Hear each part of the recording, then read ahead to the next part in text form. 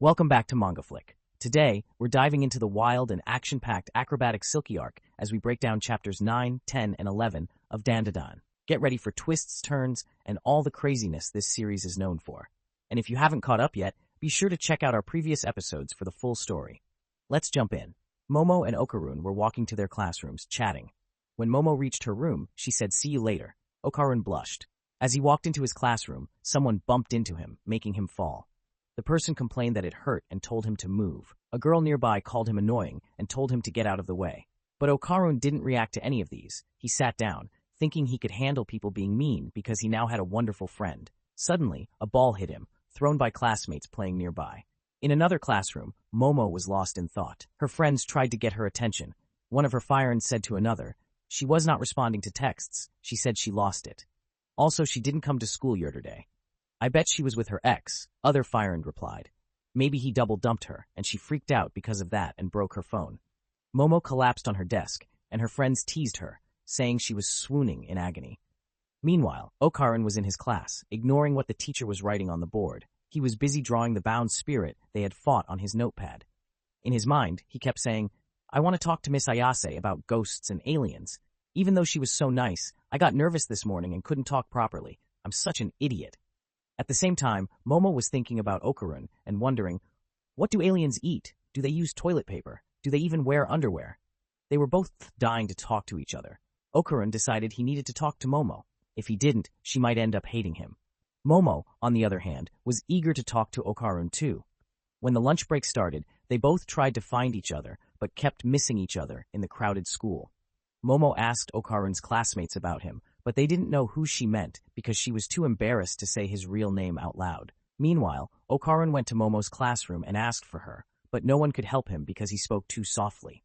Both searched in the cafeteria and school store, but kept missing each other. Unable to find Momo, Okarun thought Momo must be avoiding him because she thinks he is boring. Momo, on the other hand, was too tired of searching for him. They both sat on benches in different places, blaming themselves. Momo thought, maybe I was too straightforward this morning. I should have thought more about his feelings. Meanwhile, Okarun thought, she probably sees me as just a backup friend. She's so popular and already has so many friends. They both stood up at the same time, each thinking that maybe the other person was avoiding them. Suddenly, they bumped into each other, accidentally kissing. Both were shocked. Okarun asked Momo what she was doing here, and she asked the same, saying their teeth collided. Okarun told her he'd been looking for her the whole time, and Momo said she had been looking for him too. She told him not to wander around. Okarun was surprised knowing that she was looking for him. Momo was annoyed. She said she was, but the break is over now. But Okarun said he thought Momo was avoiding him. Momo said she thought the same about him. They both looked embarrassed. As Momo was about to change the topic, one of Momo's friends saw them kissing. Both were shocked. She said she should have told them about it, and another one said that this explained Momo's strange behavior. Momo denied kissing Okarun, calling him a dork. Okarun shot back, saying she would never kiss a bubblehead like her. They kept arguing. Annoyed, they walked away from each other. Momo said she didn't want to talk to Okarun anymore, and Okarun said the same. Her friends gossiped about how close they seemed. Okarun went to the bathroom, feeling bad for arguing. He thought he really wanted to talk to Momo and should apologize. While using the bathroom, he noticed something. He thought he got his balls back, but they are gone now.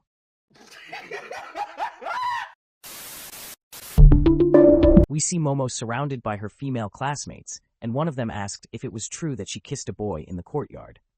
"What's he like?" said another, who also asked, "What class is the boy in?" Momo said that's not what happened and shouted, insisting she keeps telling them. Momo's friend recounted that the boy was a mega geek who wore glasses. Momo got annoyed with her and told her to stop talking about what happened, but her friend pointed at something and said Momo's babe was there. Momo replied that she had already told them he wasn't her boyfriend. She got angry and asked Okarun what he was doing there.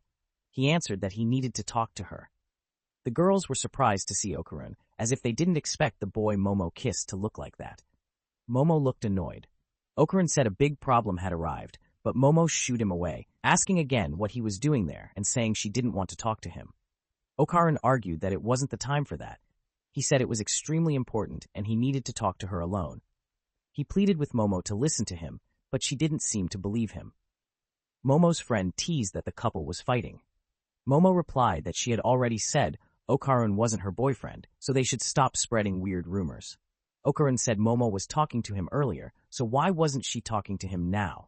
Momo answered that Okarun had also said he didn't want to talk to her. Okarun called it just verbal tit for tat, but admitted he couldn't help wanting to talk to her. The girls squealed. One said Okarun was a sweet talker, and another praised his moves. Momo told them to shut up and said she didn't want to talk, so Okarun should just leave. Momo's friend said that was cold and asked if it wasn't a bit mean. Momo replied that they were the mean ones and told them to stop stirring the pot. Okarun asked if Momo was that embarrassed to be his friend.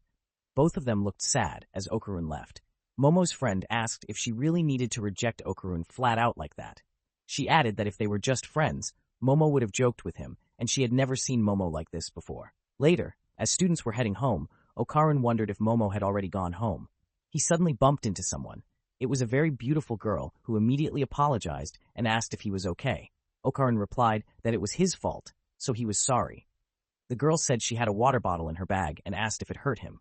Okarun said no and joked that maybe it was because he'd gotten tougher. The girl touched his arm and apologized again.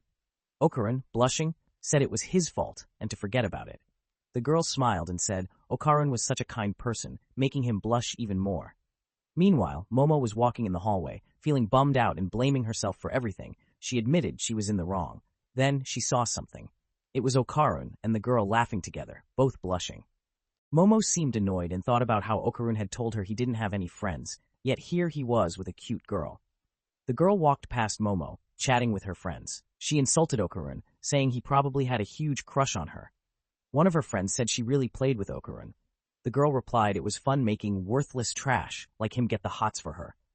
She added that a guy like Okarun would never talk to a girl like her, and he'd never be touched by someone as beautiful as her. Suddenly, a wash basin fell from above and hit the girl on the head, knocking her out.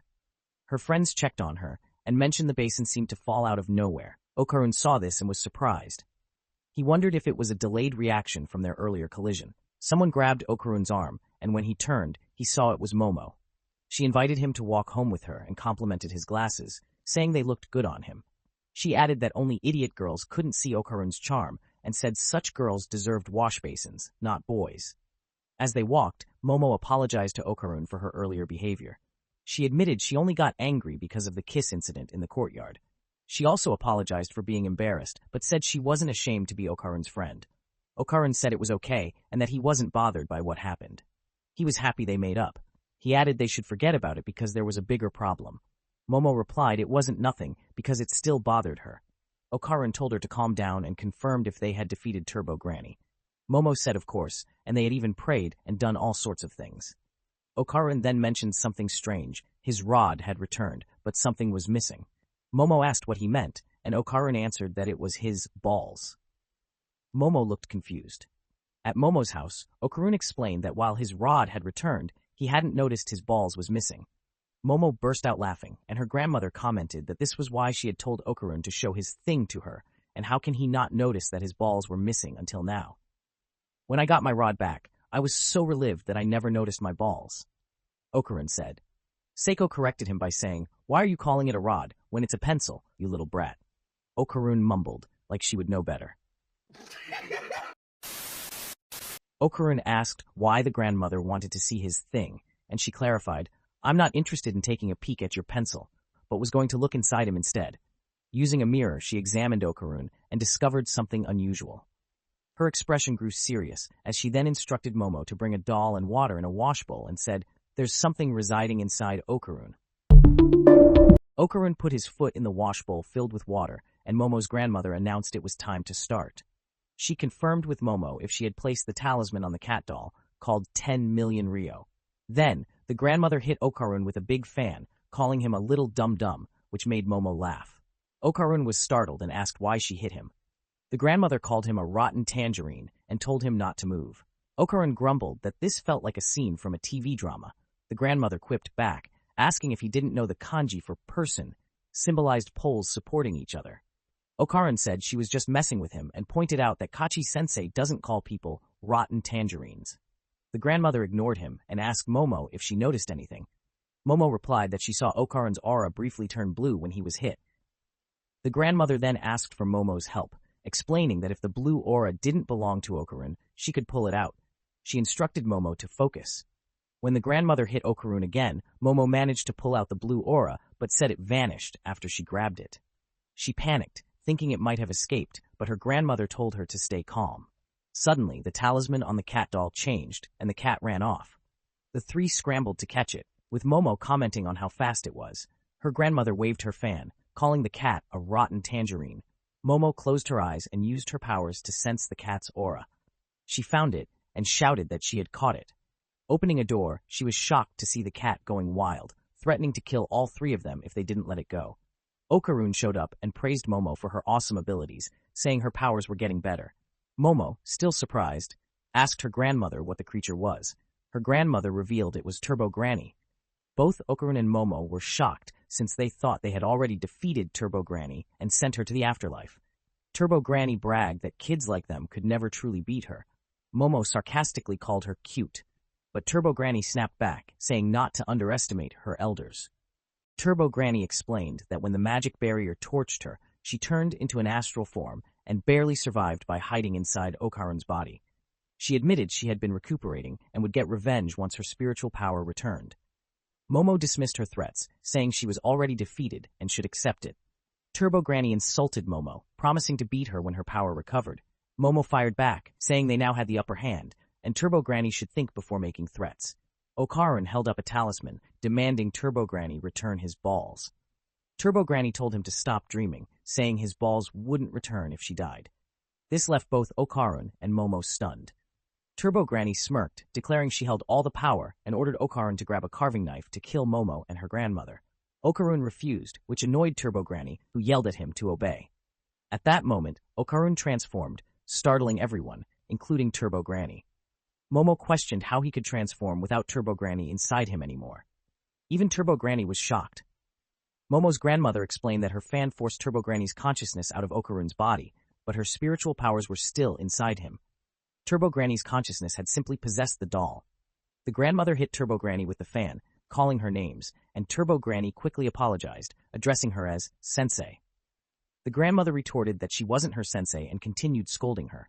Afterwards, Okarun returned to normal, and Momo asked how he transformed. Okarun said he didn't know, but he was so mad and determined not to let Turbo Granny get away with it.